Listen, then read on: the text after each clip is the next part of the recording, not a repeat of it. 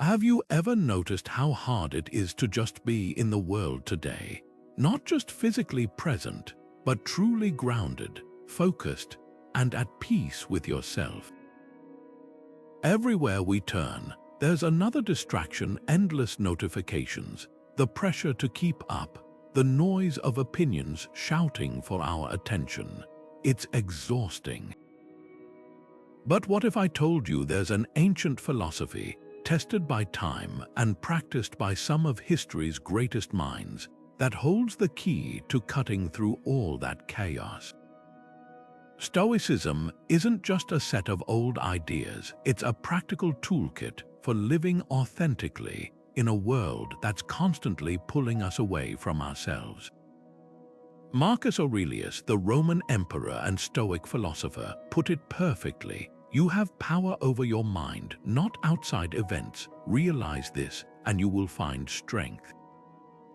That's the heart of Stoicism. It's not about suppressing emotions or pretending life is easy.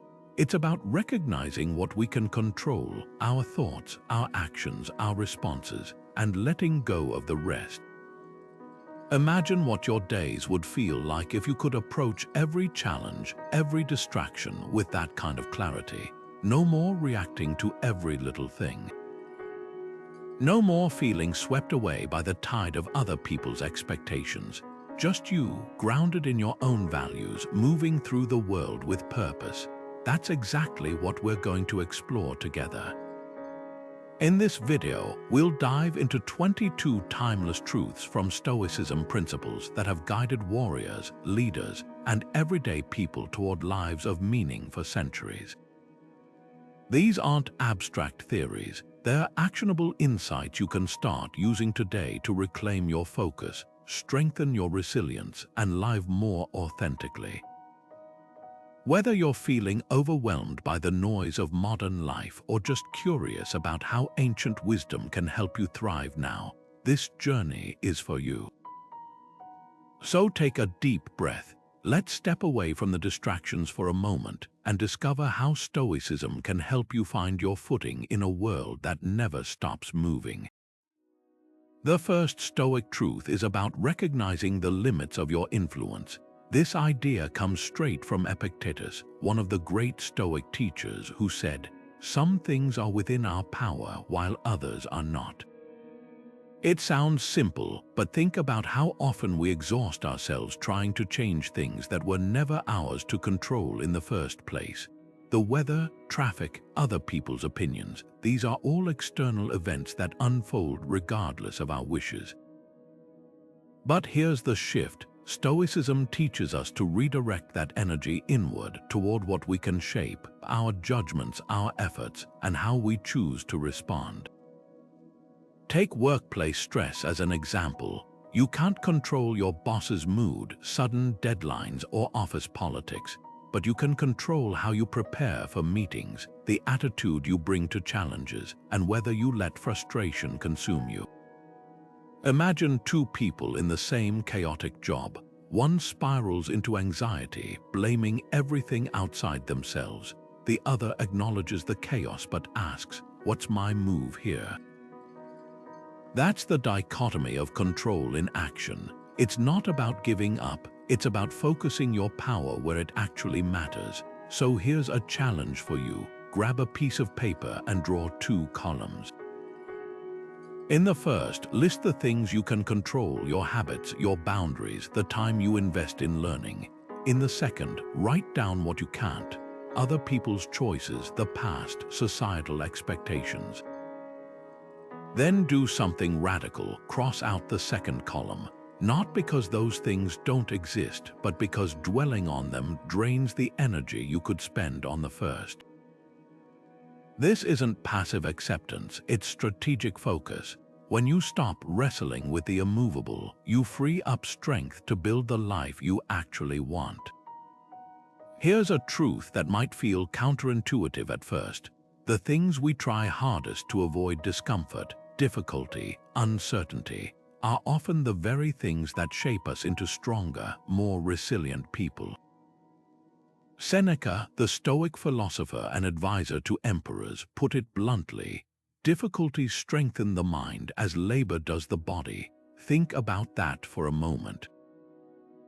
We don't grow by staying in our comfort zones. We grow when we're stretched, tested, and yes, even uncomfortable. The Stoics didn't just preach this idea, they lived it. They practiced voluntary discomfort like taking cold baths, sleeping on hard beds, or fasting not because they enjoyed suffering, but because they knew it trained their minds to handle life's inevitable hardships with grace. This isn't just ancient wisdom. Modern science backs it up too. Studies on resilience show that people who regularly expose themselves to manageable stress, whether through physical challenges, learning new skills, or facing fears, develop a greater capacity to adapt and thrive under pressure. It's like building a muscle. You wouldn't expect to get stronger by lifting the same light weight every day. Growth requires pushing beyond what's easy. That's why so many high achievers today, from athletes to entrepreneurs, embrace practices like ice baths, early mornings, or public speaking, not because they're easy, but because they're hard. So here's the question: what's your version of a cold shower? Maybe it's starting that project you've been putting off because it feels intimidating. Maybe it's having a difficult conversation you've been avoiding. Or maybe it's as simple as turning off the snooze button tomorrow and getting up 10 minutes earlier to meditate or journal. The goal isn't to punish yourself. It's to prove to yourself that discomfort won't break you, it'll build you. Pick one small challenge this week and lean into it. Notice how it feels to choose discomfort instead of running from it. That's the Stoic way, not just enduring life's hardships, but actively seeking them out as opportunities to grow stronger. How often do you catch yourself physically in one place but mentally somewhere else entirely? Maybe you're eating dinner while scrolling through your phone, or listening to a friend while mentally rehearsing what you'll say next. Marcus Aurelius wrote pages upon pages in his private journals about this very struggle, the human tendency to be everywhere except right here, right now. He reminded himself daily, concentrate every minute like a Roman, on doing what's in front of you with precise and genuine seriousness. That's Stoic mindfulness in action, not some vague spiritual concept, but a deliberate choice to fully inhabit the present moment. Compare that to how most of us live today. We pride ourselves on multitasking as if splitting our attention is a badge of honor, but the Stoics would call that self-sabotage. When you're half working while half watching a show, you're not doubling your productivity, you're having your presence. Think about the last time you truly lost yourself in an activity, whether it was a conversation, a creative project, or even just sipping your morning coffee without distractions. That feeling of full engagement, that's where life actually happens. The rest is just background noise. Here's a practice to try right now. Take 3 intentional breaths. Inhale through your nose for 4 seconds, hold for 4, exhale for 6. As you do, notice where your mind wanders, to your to-do list, that awkward thing you said yesterday, next week's meeting. Don't judge yourself for drifting. That's what minds do. The power comes in gently guiding your focus back, like training a puppy to heel. Every time you return to your breath, you're strengthening your ability to show up for your own life. That's the secret the Stoics knew. Presence isn't something you achieve once and forget. It's a muscle you flex moment by moment, distraction by distraction. Today, whenever you notice your thoughts time traveling to the past or future, pause. Feel your feet on the ground. Hear the sounds around you. This is where your power lies, not in what's already happened or what might be, but in what you do with this single, irreplaceable now. Epictetus had a blunt warning for anyone chasing approval from others. If you wish to improve, be content to appear clueless or stupid in extraneous matters. That might sound harsh, but here's what he meant when you tie your self-worth to likes, compliments, or social metrics. You hand over your peace of mind to forces you can't control. The Stoics weren't against recognition entirely, but they saw it as a side effect of living well, never the goal. Your character, your integrity, your growth, those were the only currencies that truly mattered in their philosophy. Fast forward to today, and we're drowning in external validation. Social media turns approval into a numbers game: how many followers, how viral your post, how many hearts on that selfie. Seneca saw this coming 2,000 years ago when he wrote, "What's the point of covering more and more ground when you're running in the wrong direction?" Every time we refresh a feed hoping for that dopamine hit of validation, we're running someone else's race. The irony: the more we crave praise, the more we dilute what makes us unique. The quirks, the unpopular opinions, the messy authenticity that doesn't fit neatly into an algorithm. Here's the hard but liberating truth. You could be the juiciest peach on the tree, and there will still be people who hate peaches. The Stoics didn't say this to discourage us, they said it to free us. When you stop outsourcing your confidence to the opinions of others, something remarkable happens.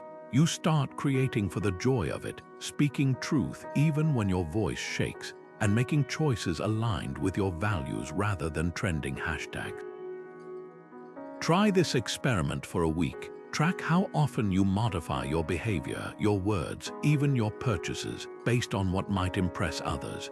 Then ask yourself, if no one was watching, if no one ever gave you credit, would you still do it?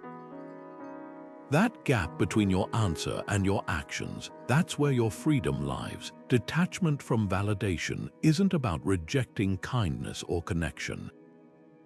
It's about no longer letting applause or the lack of it dictate who you become. Start small. Post something online without checking the metrics. Wear the outfit you love but think others might judge. Each time you choose inner alignment over external approval, you're reclaiming something priceless yourself.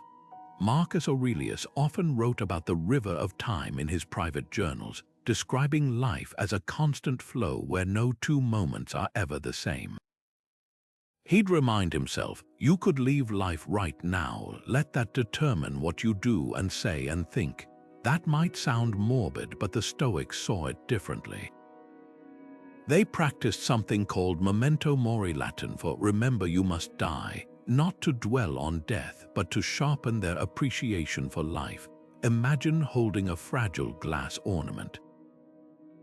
Knowing it could slip from your fingers at any moment doesn't make you clutch it tighter in fear. It makes you handle it with more care, attention, and gratitude. That's the gift of impermanence. It teaches us how to hold the present lightly but meaningfully. Now compare that to how modern culture treats the idea of endings. We avoid talking about mortality, distract ourselves from aging, and chase after things meant to make us feel invincible. Endless youth, perpetual productivity, digital immortality through social media posts. But here's the paradox. In trying to outrun impermanence, we often miss the beauty of what's right in front of us. The Stoics would argue that denying life's fragility doesn't protect us, it robs us. When we pretend we have unlimited time, we postpone joy, delay hard conversations, and take people for granted. There's a reason Memento Mori was a common practice among ancient philosophers and leaders. They kept skulls on their desks, wore rings engraved with skeletons, or paused during feasts to reflect on the fleeting nature of pleasure. This wasn't macabre theater, it was a wake-up call. Like a coach yelling, "Time's almost up," during a game, it pushed them to play harder, focus better, and waste less energy on trivialities. So here's a challenge. Carve out 5 minutes today to sit quietly and ask yourself, if this were my last year or month or week, how would I spend it? Not in a dramatic bucket list way, but honestly. Would you scroll mindlessly, hold onto grudges, or would you call the friend you've been meaning to reconnect with, savor the taste of your morning coffee, or finally start that project that lights you up? The point isn't to live in fear of an ending, but to let that awareness infuse your days with intention. Notice how your priorities shift when you stop pretending you have forever. That's the power of embracing impermanence, not as a threat, but as the very thing that makes your choices matter. Seneca once wrote, "A gem cannot be polished without friction, nor a man perfected without trials." That's the essence of Stoic resilience. It's not about passively enduring hardship, but actively using it as the whetstone to sharpen your character. Think about how a blacksmith tempers steel. The metal doesn't become stronger by avoiding the forge. It's hammered, heated, and quenched repeatedly until it can hold an edge. The Stoics saw human resilience the same way. Every setback, every disappointment, every moment that knocks the wind out of you isn't just something to survive, it's raw material for becoming unshakable. Take Cato the Younger, the Roman senator whose defiance against corruption made him a Stoic icon. When Julius Caesar seized power, Cato didn't just grumble. He chose exile, poverty, and ultimately death by his own hand rather than compromise his principles. What's striking isn't his tragic end, but how he faced it. Plutarch recounts how Cato spent his final hours reading Plato's dialogue on the immortality of the soul, then calmly reworked a political speech after dinner before taking his life. That's resilience redefined, not the absence of fear or pain, but the presence of unwavering commitment to what matters most. Now fast forward to today. Imagine losing your job unexpectedly, a modern-day exile of sorts. The Stoic approach wouldn't be to plaster on a fake smile or drown in self-pity. It'd be to ask, what can this teach me? Where do I have agency? Maybe it's finally pursuing that side hustle you've ignored. Maybe it's realizing your worth was never tied to a title. One executive I know framed his layoff notice and hung it above his desk as a reminder that even rejection can become fuel. Here's where it gets personal. Think back to a time you faced what felt like an insurmountable obstacle, a breakup, a failure, a betrayal. At the time, it probably felt like the world was ending. But here you are, still standing. What did that experience reveal about your capacity to adapt? What strengths did you discover in yourself that you might never have seen in easier times? That's the alchemy of resilience. It transforms what could break you into what actually builds you. Try this reframe the next time life throws you a curveball. Instead of asking, "Why is this happening to me?" ask, "What is this preparing me for?" The answer might surprise you. Every great oak was once a nut that held its ground during the storm. Your challenges aren't detours from your path, they're part of the terrain that shapes who you're becoming. The Stoics didn't just weather storms, they learned to sail in them. And so can you. There's a famous story about Diogenes, the philosopher who lived in a barrel. When Alexander the Great, the most powerful man in the world, came to visit him, he found Diogenes lounging in the sun. Alexander stood over him and said, "Ask me for anything and it shall be yours." Without missing a beat, Diogenes replied, "Step aside, you're blocking my sunlight." That moment captures the heart of Stoic minimalism, the recognition that the fewer desires we chain ourselves to, the freer we become. Diogenes didn't need palaces or conquests to feel content. His wealth was in his lack of want. Contrast that with modern life, where we're bombarded daily with messages telling us we need more. Newer gadgets, trendier clothes, bigger houses. Consumerism thrives on manufactured dissatisfaction, the constant whisper that happiness lies in the next purchase. But Epictetus saw through this illusion centuries ago when he wrote, "Wealth consists not in having great possessions, but in having few wants." That's the radical shift Stoicism invites, not deprivation, but liberation. Every desire we untether ourselves from is one less leash yanking us away from peace. Think about your own life. How much mental real estate is occupied by things you want but don't truly need? The upgraded phone that's barely different from last year's model. The clothes hanging unworn in your closet. The subscriptions draining your bank account for services you forget to use. Each of these is a tiny weight, and together they can sink your sense of freedom without you even realizing it. Here's a practical challenge. Carve out 30 minutes this week for a clutter clearing exercise, physical or digital. Open your closet and pull out 3 items you haven't worn in a year. Delete 5 apps you mindlessly scroll through. Unsubscribe from promotional emails that tempt you to spend.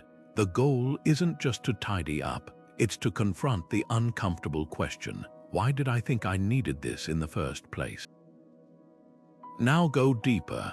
Identify one material desire you've been chasing, something that's taken up space in your thoughts or budget. Maybe it's a luxury bag, a car upgrade, or the latest tech gadget. Instead of asking when you'll get it, ask why. Is it truly adding value to your life, or is it just filling a void that no object can satisfy? The Stoics weren't against enjoying nice things, they were against being enslaved by them. When you loosen the grip of unnecessary wants, you make room for what actually matters: time, relationships, growth. That's real wealth, not in what you own, but in what no longer owns you. Ever been cut off in traffic and felt that surge of anger tighten your grip on the wheel? Or opened an upsetting email and fired back a reply you later regretted? That split-second flare of emotion, that's the reaction. But here's what the Stoics understood 2,000 years ago. Between that trigger and your response, there's a tiny, powerful space. Marcus Aurelius described it as the gap where choice lives.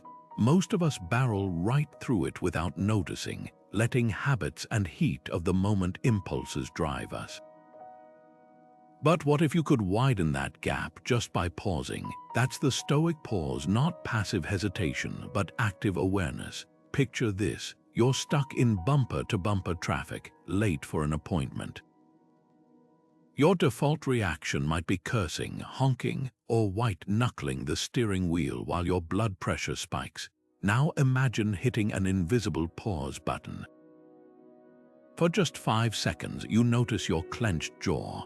You feel the weight of your foot hovering over the accelerator like it'll magically clear the road.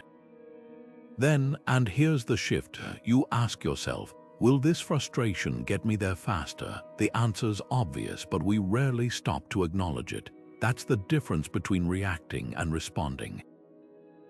One drains you, the other puts you back in the driver's seat of your own emotions. The Stoics weren't against feeling anger, fear, or frustration. They were against letting those feelings dictate their actions. Seneca, who wrote extensively on managing anger, compared impulsive reactions to falling downstairs. Once you start tumbling, it's hard to stop, but catch yourself on that first step. Suddenly, you have options. You can choose to breathe instead of yell, to reframe instead of resent. This isn't about suppressing emotions. It's about preventing them from hijacking your better judgment. Here's how to practice this tomorrow. Pick one routine trigger, maybe your coworker's habit of interrupting, or your kids leaving dishes in the sink. When it happens, physically pause. Literally count to 3 while asking, what's the most useful way forward? Those seconds might feel awkward at first, like switching from autopilot to manual control. But with practice, you'll start spotting that gap everywhere: in tense meetings, during disagreements, even when scrolling through divisive social media posts. Each pause becomes a rebellion against mindless reactivity, a chance to align your actions with your values rather than your impulses. The traffic jam won't disappear, but your suffering in it just might. Marcus Aurelius scribbled a line in his private journal that would echo through centuries. The impediment to action advances action. What stands in the way becomes the way. At first glance, it sounds like a paradox. How can a roadblock also be the path? But this is the essence of Stoic alchemy, the art of transforming obstacles into fuel. Consider the blacksmith's forge again. The anvil isn't there to stop the hammer. It's what gives the metal its shape. The Stoics saw every setback, every rejection, every unforeseen detour not as a reason to quit, but as raw material for ingenuity. Take the story of a tech startup founder whose company collapsed after years of work. Instead of wallowing, she dissected the failure with Stoic curiosity. What skills had she gained? What market gaps had the failure revealed? That post-mortem became the blueprint for her next venture, one that addressed the very problems that sank the first. Within 2 years, her new company was thriving. The obstacle, her initial failure, had literally become the way forward. This isn't just resilience, it's strategic reinvention. The Stoics called it amor fati, the love of fate, not passive acceptance but active engagement with whatever life throws at you. Now think about your own life. What's frustrating you right now? A job that feels stagnant, a project that isn't gaining traction. The Stoic approach wouldn't be to white-knuckle through it or wait for circumstances to change. It'd be to ask, how could this very obstacle be the key to my next breakthrough? Maybe that stagnant job is forcing you to develop skills you've neglected. Maybe the project's slow growth is teaching you patience or pushing you to refine your message. Here's a practical exercise. Grab a notebook and write down one current challenge at the top of the page. Below it, create 2 columns. In the first, list all the ways this obstacle is holding you back. In the second, brainstorm how it might actually be preparing you for something greater, what it's teaching you, what doors it could open if you shifted perspective. The goal isn't to pretend the difficulty doesn't exist, but to mine it for hidden value. When a river encounters a boulder, it doesn't stop. It finds a new path around or wears the rock down over time. Your obstacles aren't dead ends. They're detours pointing you toward strength you didn't know you had. Seneca once wrote to his friend Lucilius, "True happiness is to enjoy the present without anxious dependence upon the future." He wasn't talking about grand gestures or life-altering events. He was pointing to the quiet, everyday moments we overlook while chasing some distant ideal of contentment. The Stoics practiced gratitude not as a fleeting emotion, but as a disciplined lens through which to view life itself. Think of it like this. When you wake up to sunlight streaming through your window, you have 2 choices. You can grumble about the chores ahead, or you can pause just for a breath and notice how the light turns ordinary dust particles into floating gold.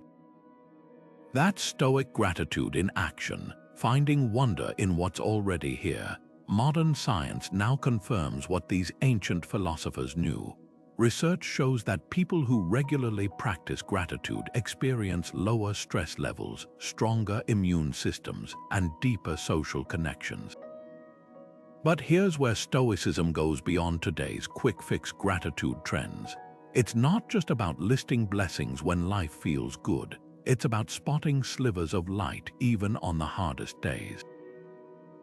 Marcus Aurelius kept his gratitude journal during wars and political turmoil. He'd write lines like, "I have good health and the means to care for it," or "I woke up without pain today."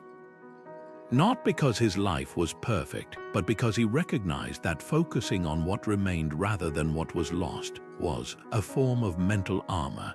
Try this experiment tonight. Before bed, grab any notebook and jot down 3 small, specific things that went right. Not the obvious ones like my family or my job, but the tiny victories you'd normally forget by morning. Maybe it was the way your coffee tasted just right, how a stranger held the door for you, or that you finally fixed that squeaky cabinet hinge. The more concrete, the better. This isn't about manufacturing positivity. It's about training your attention to spot the good that's already woven into your days. Here's the twist. Our brains are wired to scan for threats. a survival mechanism that makes us notice what's wrong far more easily than what's right. Gratitude journals work like mental counterweights, rebalancing that tendency over time. Think of a sculptor chiseling away at marble. Each evening's list is another tap of the tool, gradually revealing the shape of contentment hidden beneath layers of complaints and distractions. Commit to this practice for just 7 days. Notice how it shifts your perspective, not by changing your circumstances, but by changing what you choose to see within them. The traffic jam still happens, but now you spot the podcast you wouldn't have heard otherwise. The rain still cancels your plans, but now you notice how it smells on warm pavement. That's the Stoic secret. Gratitude isn't passive appreciation. It's active defiance against the pull of dissatisfaction. When you document small wins daily, you're not just counting blessings, you're building an unshakable foundation for joy, one ordinary moment at a time. Epictetus told a story about a man who dropped and shattered his favorite vase. The man stood there staring at the broken pieces, muttering, "If only I hadn't picked it up. If only I'd been more careful." But here's the Stoic truth hidden in that moment. The vase was already broken. No amount of regret, no flood of what-ifs could glue those shards back together. The suffering didn't come from the loss itself, it came from the man's refusal to accept what couldn't be undone. This is the heart of Stoic acceptance, recognizing the difference between what we can influence and what we must release. Think about how we react to life's inevitable disappointments. The job offer that falls through, the relationship that ends, the storm that cancels our plans. We exhaust ourselves raging against realities we can't alter, like shouting at the rain to stop falling.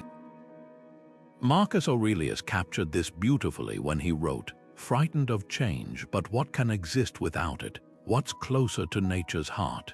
He wasn't saying we should enjoy every twist of fate, but rather that resistance to the unchangeable is like trying to swim upstream in a raging river. You'll drown in exhaustion long before you alter the current. Here's the paradox: acceptance isn't surrender. When you stop pouring energy into fighting what's already happened, you free up reserves to handle what comes next. Picture two people caught in the same downpour without umbrellas.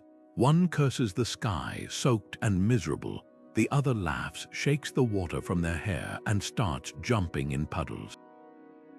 The rain didn't change, their relationship to it did. That's the shift Stoicism offers, not control over external events, but mastery over how you meet them. So let's make this practical. Take a moment to identify one unchangeable reality you've been wrestling with. Maybe it's a past mistake, someone else's choices, or even a global event far beyond your influence. Now imagine holding that thought in your hand like Epictetus' broken vase. Feel the weight of it, then ask yourself, has my resistance mended this? Has it brought me peace or only prolonged the ache? The answer might sting, but it's also the first step toward laying down a burden you were never meant to carry. This isn't about bottling up emotions or pretending hardships don't hurt. It's about honoring the pain without letting it become a permanent residence. Like a river flowing around rocks, acceptance allows you to keep moving, not by destroying obstacles, but by finding the path they leave open. The vase won't unbreak, the rain won't unfall, but you can choose where to direct your next step. That's the quiet power of letting go. How many times have you heard someone say, "I'll be happy when I get the promotion," or "Everything will fall into place once I hit 1,000,000 followers"? We absorb these cultural scripts without questioning them, letting society draft the blueprint for our lives while we chase goals that might not even align with who we truly are. The Stoics rejected this borrowed definition of success. Musonius Rufus, the Roman philosopher who taught Epictetus, put it plainly: prosperity comes not from external possessions, but from the wise use of them. That's the radical reframe at the heart of Stoic thinking. Success isn't about what you accumulate, but how you engage with life itself.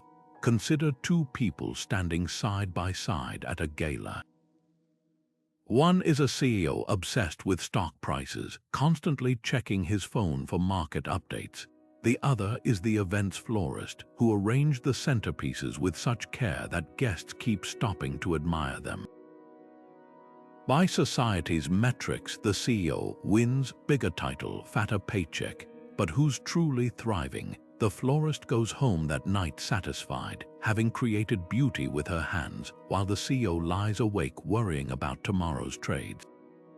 The Stoics would call this eudaimonia, a Greek term often translated as flourishing, but which really means living in alignment with your deepest values, regardless of applause or accolades. Here's where it gets personal. Take a moment to imagine your ideal day, not some fantasy of private jets and red carpets, but a day where you feel completely at peace with yourself. What are you doing? Who's with you? What makes it meaningful? For some, it might be teaching a skill to others. For others, it could be hours of uninterrupted creation, or simply watching the sunset with someone they love.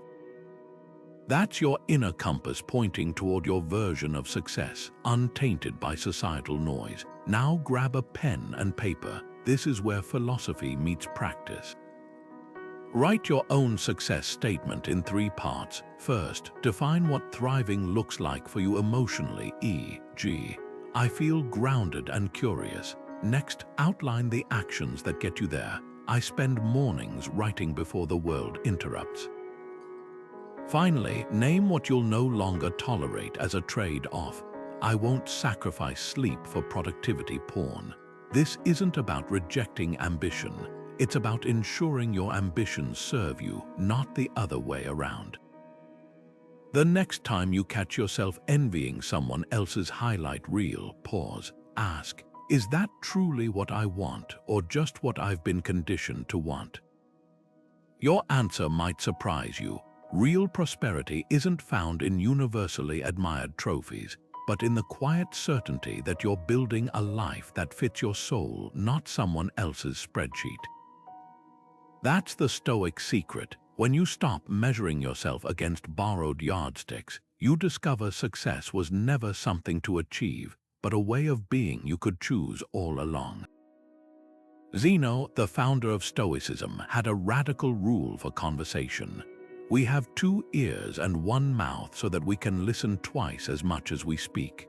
This wasn't just about being polite, it was a philosophy of precision. The Stoics saw words as tools, not ornaments. Every sentence carried weight, either building understanding or wasting breath. Imagine if we treated speech like currency, spending each word as carefully as we do dollars. How much of what we say would actually be worth the cost? Now picture a typical modern conversation, maybe co-workers dissecting someone's breakup over coffee, or friends exchanging empty pleasantries about the weather. There's nothing wrong with connection, but Stoicism asks, is this exchange deepening bonds or just filling silence?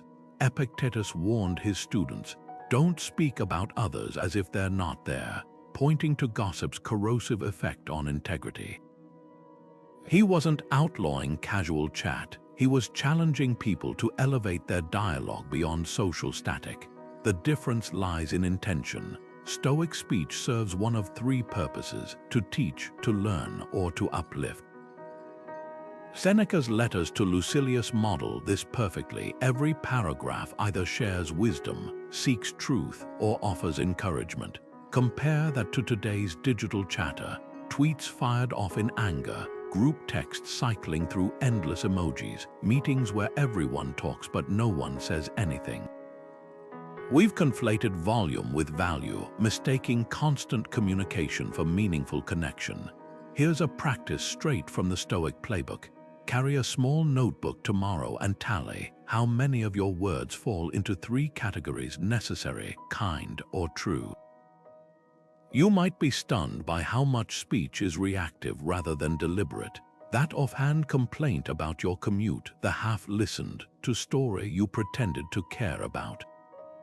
Even the automatic fine when someone asks how you are, each is a missed opportunity to either speak with purpose or create space for someone else to do so. The goal isn't to turn conversations into philosophy seminars. It's to notice when you're using words as wallpaper filling gaps without adding substance. Next time you're about to speak, pause. Ask, is this helping, healing, or hiding something? The silence that follows might feel uncomfortable at first, but it's where real listening begins. And in that space, you'll find something rare these days: conversations that leave both people richer than when they started. Seneca had a peculiar habit. He'd set aside time each morning not just to plan his day, but to vividly imagine everything that could go wrong. A business deal collapsing, a friend betraying his trust, even his own death. This wasn't morbid pessimism. It was what Stoics called premeditatio malorum, the premeditation of evils. Think of it like a fire drill for the mind. Schools don't conduct them because they expect flames to erupt daily, but because the rehearsal removes panic when smoke appears. That's the power of this practice. It doesn't just prepare you for adversity, it defangs it. Consider how athletes use visualization. Before a big race, a sprinter doesn't just picture crossing the finish line first. She imagines her shoelace coming untied, a competitor bumping her at the curve, even the sting of losing. When those scenarios unfold in reality, there's no shock, just the calm execution of a plan she's already rehearsed 100 times in her mind. The Stoics applied this same principle to daily life. By mentally walking through potential setbacks, they transformed the unknown into the familiar. Fear thrives in the gaps of our imagination. Premeditatio malorum fills those gaps with clarity. Here's how to try it today. Pick one upcoming challenge, a difficult conversation, a high-stakes presentation, or even a family gathering that tends to stir tension. Close your eyes and play it out like a movie scene, but with a twist. Imagine the worst-case scenario. Your boss rejects your proposal. Your voice shakes during the speech. Your uncle brings up that political topic again. Now here's the crucial step. Visualize yourself responding not with collapse, but with steady resolve. Maybe you take a breath and ask clarifying questions after the rejection. Perhaps you laugh off the shaky voice and keep going. The goal isn't to dwell on disaster, but to prove to yourself that even if it arrives, you won't be at its mercy. This practice reveals a profound truth. What we fear most isn't the adversity itself, but our uncertainty about how we'll handle it. Like a sailor studying storm maps before setting sail, you're not inviting the tempest, you're ensuring it won't catch you unprepared. The next time anxiety whispers, "What if everything goes wrong?" you'll have already lived through that moment in your mind and emerged intact. That's the Stoic edge, not avoiding life's storms, but knowing you've packed an umbrella long before the clouds appear. Seneca opened his essay on the shortness of life with a striking observation. It's not that we have a short time to live, but that we waste much of it. 2,000 years later, his words cut deeper than ever. We cling to possessions, phones, cars, designer labels, as if they'll grant us immortality, while the one truly finite resource slips through our fingers unnoticed. Time can't be hoarded in a vault or displayed on a shelf. Once spent, it's gone forever. The Stoics weren't against material comforts, but they saw them for what they are: tools, not treasures. The real wealth, how you choose to fill your days. Think about the last time you lost an hour scrolling through social media, or the evening you spent binge watching a show you didn't even enjoy just because it auto-played. Now imagine if you'd invested those same 60 minutes in learning a language, calling a friend you miss, or starting the project you've been postponing. The difference isn't in the activity itself, but in the intention behind it. One drains your life force, the other compounds it. Seneca put it bluntly, you're living as if destined to live forever. Your own frailty never occurs to you. Here's the uncomfortable truth. We often trade our time for things that don't truly matter. That extra shift at work to afford a bigger TV. The weekend spent shopping for clothes that'll go out of style before the tags come off. The Stoics would ask, what's the actual cost, not in dollars, but in hours of your one irreplaceable life? Alexander the Great conquered nations but died at 32, his final words reportedly wishing for more time. No amount of gold or land could buy him another sunrise. Let's make this practical. Tonight, take a blank sheet of paper and divide it into 3 columns. Label them essential, enriching, and empty. Over the next 24 hours, jot down every activity, no matter how small, and categorize it. Essential covers survival needs like sleep and meals. Enriching includes actions aligned with your growth or joy: reading, creating, connecting. Empty. That's the autopilot stuff, mindless scrolling, gossip, anything that leaves you feeling drained afterward. Don't judge yourself for the list. The power comes in seeing the patterns. Now the challenge: eliminate just one item from the empty column this week. Not forever, just for 7 days. Maybe it's checking email after 8 p.m. or that half-hour Instagram dive you do out of habit. Use that reclaimed time for something in the enriching column, even if it's just 10 minutes of sketching or staring at the stars. The goal isn't productivity, it's presence. Seneca wrote, as each day arises, welcome it as the very best day of all. Not because it's perfect, but because it's yours. When you start measuring wealth in sunrises savored rather than possessions accumulated, something shifts. You begin to treat time like the precious currency it is, spending it not on what looks impressive, but on what feels alive. That's the Stoic secret. The richest people aren't those with the most, but those who need the least to feel whole. Your attention is the last truly scarce resource.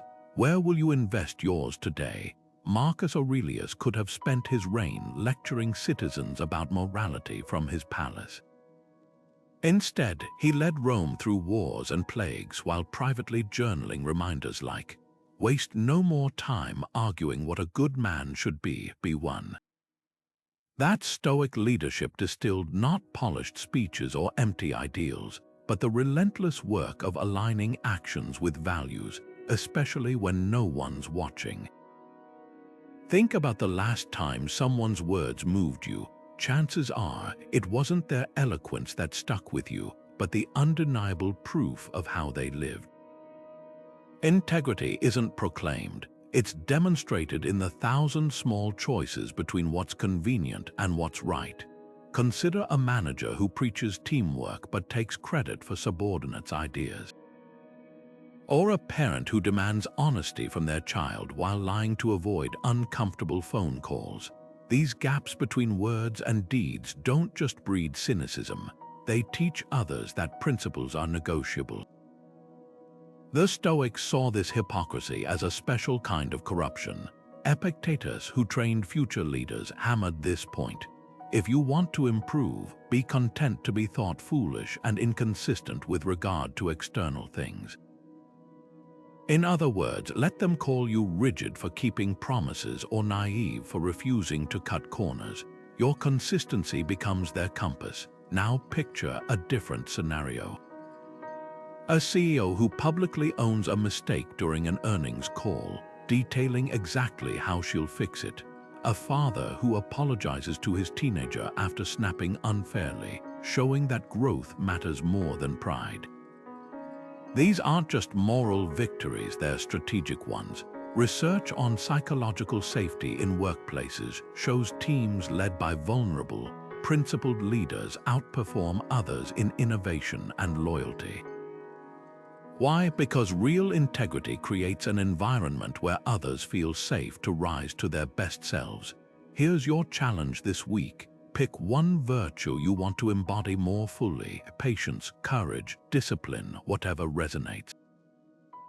But here's the catch, don't announce it. Simply live it in 3 situations where you'd normally fall short. Maybe it's listening fully instead of interrupting during meetings, or choosing kindness when someone tests your temper. The goal isn't perfection, it's noticing where your current actions diverge from your ideals, then narrowing that gap one deliberate choice at a time. Leadership isn't about titles or grand gestures. It's the quiet discipline of sweeping your own doorstep clean so others can follow the path. Every time you choose action over rhetoric, you're not just improving yourself, you're casting ripples that turn the people around you into mirrors of your best example. That's the Stoic legacy, not monuments or manifestos, but lives that silently pull others upward by the gravity of their goodness.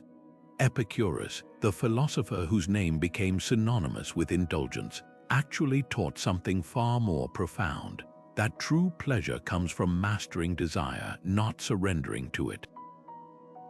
His famous garden wasn't filled with feasts and finery, but with simple meals, deep conversations, and the radical idea that joy thrives when we stop conflating wants with needs. The Stoics, often seen as his philosophical opposites, borrowed this insight wholeheartedly. Seneca wrote, "It is not the man who has too little, but the man who craves more that is poor." That's the heart of finding joy in enough, recognizing that contentment isn't a distant destination, but a way of traveling. Modern life bombards us with invisible finish lines. The moment we achieve one goal, a salary bump, a bigger home, the culture shifts the marker. Suddenly, what felt like abundance becomes baseline, and the hunger starts anew. The Stoics called this the golden treadmill, where we exhaust ourselves chasing a shimmering illusion of fulfillment that always stays just out of reach. Contrast that with the quiet satisfaction of someone who knows they're enough. Picture a musician who plays local cafes instead of chasing stadium tours, not from lack of talent, but because the intimacy of small venues feeds their soul. Or the entrepreneur who caps a company's growth to preserve work-life balance, trading scale for sustainability. These aren't compromises, they're conscious choices to define success on their own terms. Here's where it gets practical. Grab a notebook and draw a circle. Inside it, list everything essential to your well-being, not just survival needs like food and shelter, but what truly nourishes you. Time with loved ones, creative expression, mornings unrushed. Outside the circle, write the extras you enjoy but don't require, the upgraded gadgets, the designer labels, the prestige markers. Now comes the revealing part. Highlight items in the outer ring that you've treated as non-negotiable. That's the gap between your actual enough and the inflated standard you might be chasing unconsciously. Seneca observed, "No man is poor who can laugh with his last crust of bread." He wasn't romanticizing hardship. He was pointing to the liberating truth that once basic needs are met, happiness becomes a matter of perspective, not possessions. This week, try a minimum viable day, one where you strip away all non-essentials and notice what remains. Maybe it's reading with a blanket instead of buying another book, or savoring a home-cooked meal without documenting it online. The goal isn't austerity, but clarity. When you stop mistaking luxuries for necessities, you'll find something unexpected: the space, time, and energy to enjoy what you already have. That's the alchemy of enough. By wanting less, you uncover how much was there all along. Epictetus, the former slave who became one of history's greatest philosophy teachers, started every class with a humbling reminder: you are here to learn, not to already know. That's the essence of the beginner's mind, the willingness to set aside expertise and approach even familiar territory with fresh eyes. The Stoics saw this as more than just an academic stance. It was a way of engaging with life itself. Imagine holding a cup of tea that's already full. No more can be poured in until you empty it first. Our minds work the same way. When we assume we've mastered a subject, a skill, or even a relationship, we stop truly seeing it. But when we embrace not knowing, that's when growth begins. Consider how children learn to walk. They tumble, wobble, and fall dozens of times a day without a shred of embarrassment. There's no internal critic whispering, "You should have gotten this by now." Contrast that with adults trying to learn a new language or instrument, often quitting at the first mistake because it bruises their self-image as competent people. The Stoics would call this pride the enemy of progress. Marcus Aurelius, despite being emperor, wrote daily reminders to himself like, "Throw away your books, stop letting yourself be distracted." He wasn't anti-learning, he was warning against the illusion of mastery that prevents deeper understanding. Here's where it gets practical. Think of a skill you've practiced for years. Maybe it's your job, a hobby, or even parenting. Now recall how you approached it on day one, brimming with questions and wonder. That wide-eyed curiosity didn't vanish, it just got buried under layers of routine. The Japanese call this shoshin, the beginner's mind that sees possibilities experts overlook. A seasoned chef rediscovers it by tasting familiar dishes as if for the first time. A veteran teacher finds it by watching a student struggle with a concept they've taught 100 times, suddenly seeing it through fresh frustration. Try this today. Pick one routine activity, making coffee, commuting, even brushing your teeth, and perform it as if you're encountering it for the very first time. Notice the weight of the mug in your hand, the patterns of traffic like a complex dance, the minty sting of toothpaste with childlike surprise. That's the Stoic secret. Wisdom isn't about accumulating answers, but preserving the art of asking questions. The moment you think you've arrived is the moment you stop traveling, so leave room in your cup. The tea of life tastes richest when there's space left to pour. What if you woke up tomorrow and the person you love most was gone, or the health you take for granted vanished overnight? The very thought tightens your chest, doesn't it? That visceral reaction is the doorway to one of Stoicism's most powerful and counterintuitive practices, negative visualization. Far from morbid pessimism, this exercise is like emotional strength training. By consciously imagining the loss of what we cherish, we strip away the numbness of habit and reawaken to the fragile miracle of having it now. Seneca captured this perfectly. He robs present ills of their power who has perceived their coming beforehand. Consider two parents tucking their child into bed. One rushes through the routine, mind already on tomorrow's to-do list. The other pauses, just for a breath, to truly see the curve of their daughter's cheek in the lamplight because they've allowed themselves to imagine this room empty. Which moment carries more weight? Modern psychology confirms what the Stoics knew. Brief encounters with imagined loss create profound gratitude. Studies show cancer survivors often report heightened appreciation for simple pleasures long after recovery. Negative visualization lets us access that perspective without the trauma, like a vaccine that inoculates us against taking life for granted. Here's how to practice this today.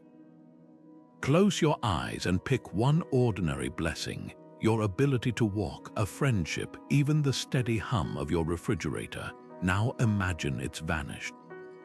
Sit with that hollow feeling for just 10 seconds. When you reopen your eyes, notice how the colors seem brighter, the ordinary suddenly extraordinary. That's the alchemy at work. By brushing against absence, you've deepened your presence. The key lies in dosage. This isn't about dwelling in hypothetical tragedies, but about fleeting visits that reset your appreciation. Like tasting salt to make honey sweeter or stepping into shade to better feel the sun. Try attaching this practice to daily anchors. When your coffee brews, imagine the machine breaking. When your partner texts, picture their number disconnected. These micro moments of awareness accumulate into a profound shift. not fear of loss, but love for what exists. Epictetus advised, when you kiss your child, tell yourself you're kissing a mortal, not to spoil the joy, but to sanctify it. That's the paradox of negative visualization. By embracing life's impermanence, we learn to hold it tighter while loosening our grip. The things we cherish don't last forever, but neither does our chance to cherish them. Today's ordinary moment is tomorrow's irreplaceable memory. The Stoics knew gratitude isn't just felt, it's practiced, one conscious breath at a time. Marcus Aurelius once wrote in his private journal, "Waste no more time arguing what a good man should be one." That single line cuts to the core of a struggle we all face, the gap between what we believe and how we actually live. Think about the last time you scrolled past a social justice post and nodded in agreement, then later avoided an uncomfortable conversation about that very issue. Or when you vowed to prioritize health only to cancel your morning workout for an extra hour of sleep. These aren't moral failures, they're proof that humans are works in progress. But here's what the Stoics understood: integrity isn't about perfection. It's about noticing those gaps and mindfully narrowing them, one choice at a time. Picture two neighbors who both claim to value sustainability. One drives an electric car and posts about climate change, but tosses recyclables in the trash when no one's looking. The other quietly carries a reusable water bottle and takes the bus daily, never seeking applause. Who's truly aligned? The Stoics would point to the second, not because their impact is bigger, but because their actions hum in quiet harmony with their beliefs. Epictetus put it bluntly, if you want to improve, be content to seem ridiculous in matters where you're inconsistent. In other words, let people call you extreme for actually living what you profess. Here's where it gets practical. Grab a notebook and draw a vertical line down the center. On the left, list your 5 core values, not what you think you should care about, but what truly guides you when no one's watching. Maybe it's creativity, honesty, family, growth, or service. On the right, jot down how you spent your time and energy over the past week. Now comes the revealing part. Draw connecting lines between the columns. Does family appear on the left but your calendar shows 3 late work nights? Does growth top your list but your screen time report reveals hours lost to binge watching? This isn't about guilt, it's about awareness, like a compass revealing how far you've drifted off course. This exercise shows where your ship needs steering. Choose one misaligned area to adjust this week. If you value learning but haven't read in months, start with 10 pages a night. If connection matters but you've been isolating, text one friend you miss.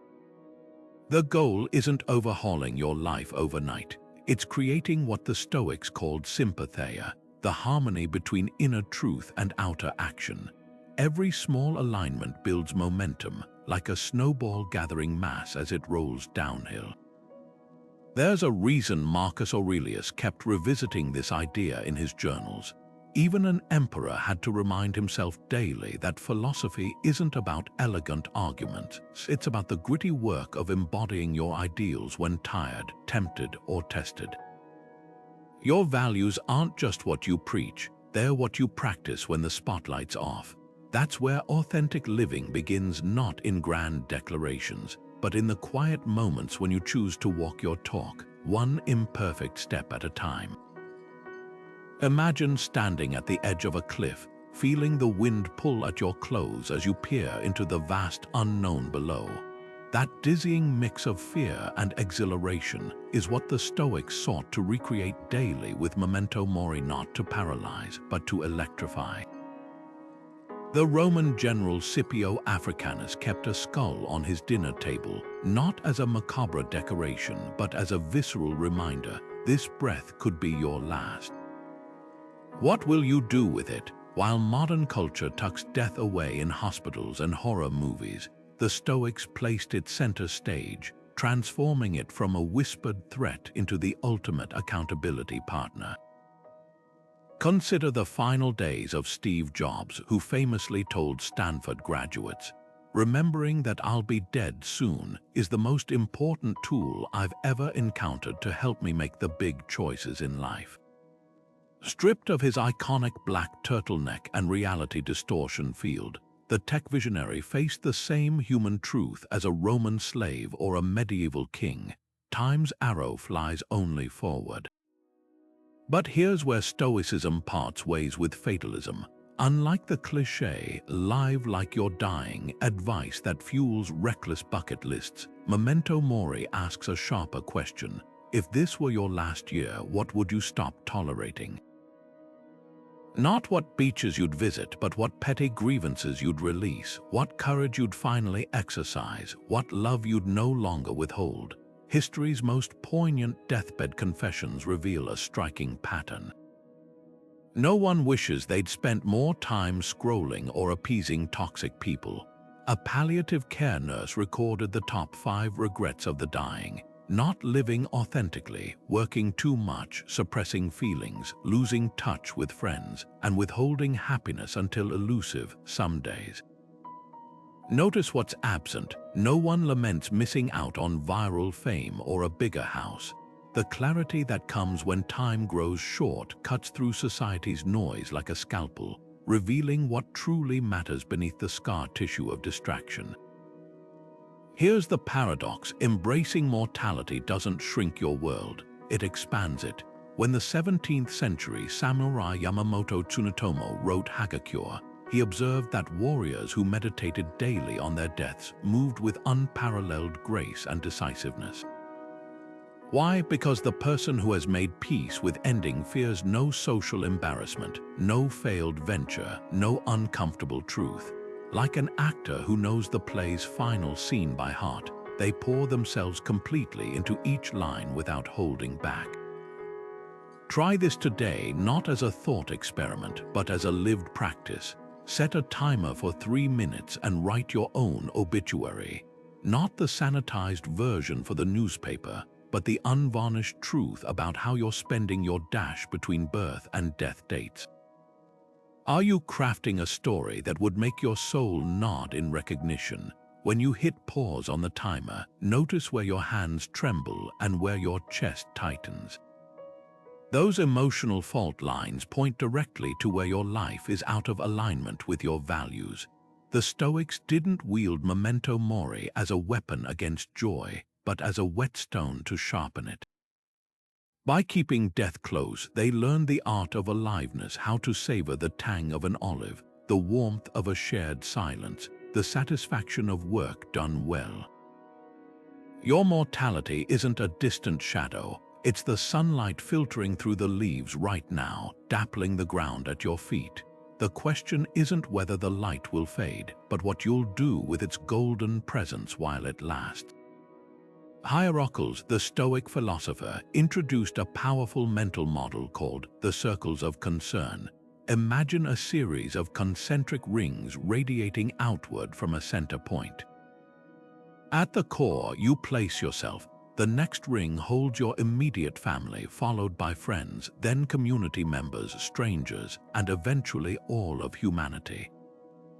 Most of us live our entire lives reacting to whoever happens to bump into our innermost circles. But the Stoics practiced something radical.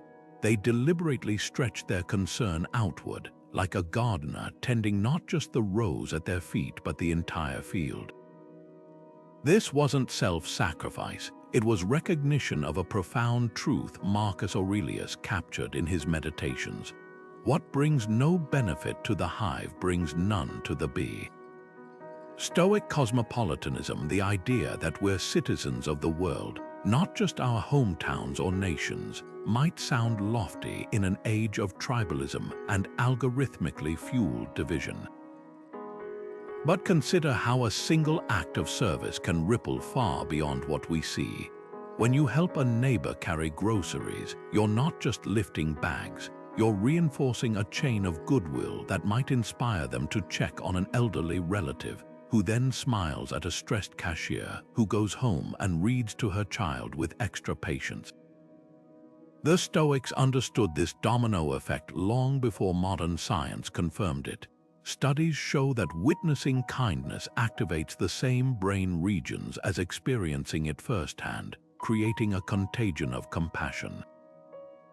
Marcus Aurelius, despite the crushing weight of imperial duties, wrote, "Men exist for the sake of one another. Teach them then, or bear with them." Notice the duality here. Service isn't just about grand gestures. Sometimes it's the patient listening when you'd rather interrupt, or withholding criticism when someone stumbles. The emperor who could have demanded statues in his honor instead reminded himself daily that true leadership meant seeing himself as a limb of the larger body of humanity. Here's where philosophy meets pavement. This week, choose one small act of service that costs you nothing but attention. Maybe it's leaving a heartfelt online review for a local business you appreciate. Perhaps it's shoveling not just your driveway but the elderly neighbor's walkway too. Or it could be as simple as putting your phone away completely during a conversation, giving someone the rare gift of your full presence. The key lies in intentionality, performing the action not for praise or reciprocity, but as a living reminder of your interconnectedness. Challenge yourself to notice how this shifts your perspective. That barista you thanked by name, you'll start seeing her as a person with dreams and struggles, not just a transaction, the driver you let merge ahead of you. His relieved wave becomes a tiny thread in the fabric of communal care. Stoic service isn't about martyring yourself on some altar of altruism. It's the quiet recognition that every interaction is an opportunity to water the roots of the human garden we all share. When you extend your circle of concern even slightly, an extraordinary thing happens. The world feels less like a battleground and more like a home you're helping to build, one deliberate act at a time. So here we are at the end of our journey through these 22 timeless Stoic truths, not as abstract philosophy, but as a lived practice, a daily toolkit for cutting through the noise of modern life. Think of them like a blacksmith's tools, the hammer of resilience, the chisel of discernment, the anvil of acceptance. Each one shapes you not into some rigid ideal, but into the most authentic version of yourself. Marcus Aurelius didn't journal to sound wise. He wrote to stay grounded amid the chaos of ruling an empire. Epictetus didn't teach students to memorize quotes. He trained them to face slavery, exile, and loss with unshakable dignity.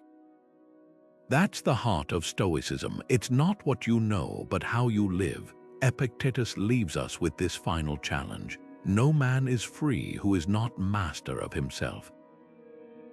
Not master of his circumstances, his reputation, or his comfort, but of his own mind. That's the thread tying all 22 truths together. Whether it's embracing discomfort as your teacher, finding wealth in wanting less, or leading through quiet integrity, each principle circles back to one radical idea. Freedom isn't out there in some perfect future. It's here now in the choices only you can make. But here's the secret: you don't need to apply all 22 at once. Start with one, just one. Maybe it's the pause between trigger and reaction, or the courage to define success on your terms. Carry it with you this week like a pebble in your pocket, turning it over in your mind. Notice how it changes your conversations, your decisions, even your quiet moments alone. That's how philosophy becomes practice, not in grand declarations, but in small, stubborn acts of alignment. Before you go, I'd love to hear which truth resonated most. Drop a comment below. Was it the reminder that obstacles are the way, the liberation of enough? Your insight might be the nudge someone else needs to begin their own Stoic journey. And if this video felt like a breath of clarity in a distracted world, pass it along. The Stoics believed wisdom grows when shared, like a torch lighting countless others. Your story, your struggle, your small victories, they're all part of keeping this ancient flame alive. Now go pick up your tool, the work of crafting an authentic life begins with a single, deliberate stroke.